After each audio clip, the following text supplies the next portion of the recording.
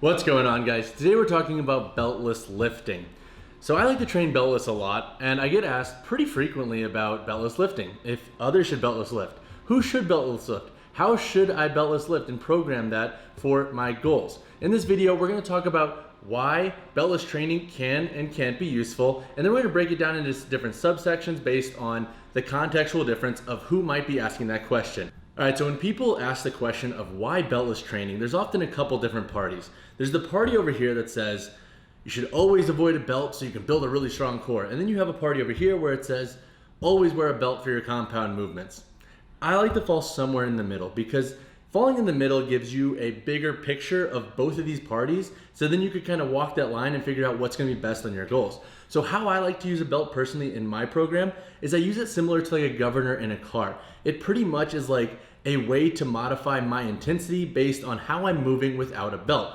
When we put on a belt, we're going to create more intra-abdominal pressure. It's going to help with our torso rigidity. Now, when we don't have a belt, it's usually a little bit easier to feel when we go into torso flexion during the different movements. And now some torso flexion is expected in the deadlift and some of the squat variations. For example, low bar, you're always going to have a little bit more forward torso lean. But when you don't have a belt on, it can be a little bit more apparent when that's happening. And if you are a more weathered lifter, you have a pretty good idea and accruement of training volume to understand, okay, this is a torso flexion where I'm not going to push the limit because I'm moving past the point of where I'm comfortable. So let's say in a high bar squat, I notice I'm coming forward a lot and that's pushing my balance forward. In that case, I would say, whoa, I need to hold up on the intensity and drop the weight a little bit if I want to continue training beltless. So for me personally, I like to use a belt as a tool similar to a governor in a car. It keeps my intensity in check based on the program goals I am using. So another common question that folks ask about beltless lifting is, should beginners wear a belt? Now, that is a big question, and this is where it's nice to have a coach who's actually helping you work on your form as a beginner. But here is some feedback that I would give you if you're a beginner watching this.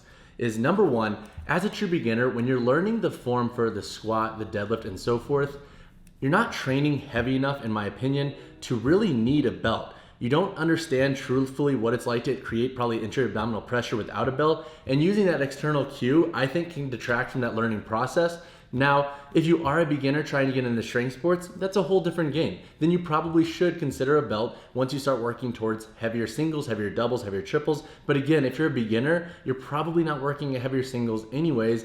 And I think there's merit at accruing a little bit of training volume, not using a belt, so you understand what it's like to have torso rigidity and what it's like to have more of a neutral torso during the squat, during the deadlift, and so forth, so you understand what it's like to feel balanced and normal versus having an external tool like a belt on. So if you are a beginner who's just getting into barbell training and you're just trying to strength train a little bit more regularly, train without a belt for at least 6 months, accrue some good volume, accrue what it feels like to move yourself through the different movements and understand them and understand what your body can do. And that'll give you a better idea of then the discrepancy of what it's like to wear a belt versus not wearing a belt. Now, another approach we can look at when it comes to beltless lifting is if you're an intermediate or advanced lifter, using them for different training blocks. So for myself personally, here's an example. I am currently in a 6-week strength block that is using beltless lifting. So I'm not using a belt at all during the strength block. The heaviest I'm training though is to triples at about 1 to 2 RIR. So nothing that's too crazy where I'll have technical breakdown at a very high weight. So why I'm using the beltless lifting is circling back to my original why is it's kind of like a governor in a car. It's helping me scale my top sets, but also it helps me identify any discrepancies I'm having in my torso mechanics and so forth. So here's a good example. So my high bar is not a very strong lift. And oftentimes I'll move and lose that weight forward when I get to heavier sets.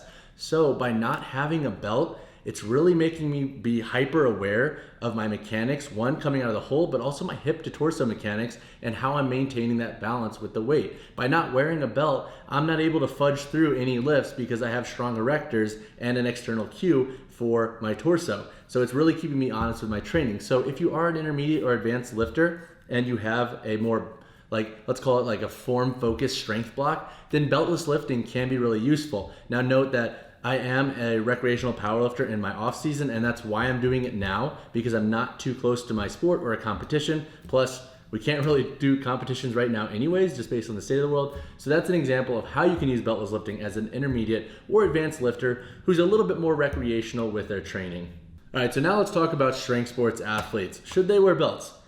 Yes, because a belt is specific to your sport. You're going to compete in a belt, so if you are training heavier or in a maximal block or in prep, then obviously you want to wear a belt. One, it's going to help you with fatigue accumulation. Two, it's going to keep you specific to your sport. So if I'm, let's say, doing a sumo deadlift and I'm working with heavy doubles, why would I not train with a belt if I'm in lead up to competition in any form, especially if I compete with that belt?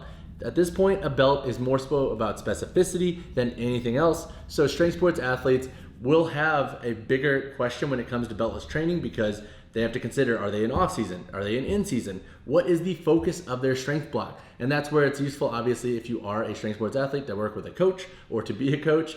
But that is a little bit more of a black and white answer because there isn't so much of a nuance there, because if you compete with a belt, then you should train with a belt, especially when you are working with heavier loads. All right, so when it comes to beltless lifting, I don't think the topic is as black and white as a lot of us like to see it as. I think there's a contextual bigger picture as to when beltless lifting can be beneficial based on our sport, training age, experience, and so forth. So that being said, when you consider beltless lifting, understand why you're using a belt in the first place and understand where you are as a lifter or athlete. If you have any questions about this topic, drop them down in the comments below. Hopefully I didn't confuse you too much with this video. I tried to cover a lot, but also not ramble. It's kind of hard for me to do at times, but as always, guys, drop a like, drop a subscribe to the channel. I'll see you guys in the next one.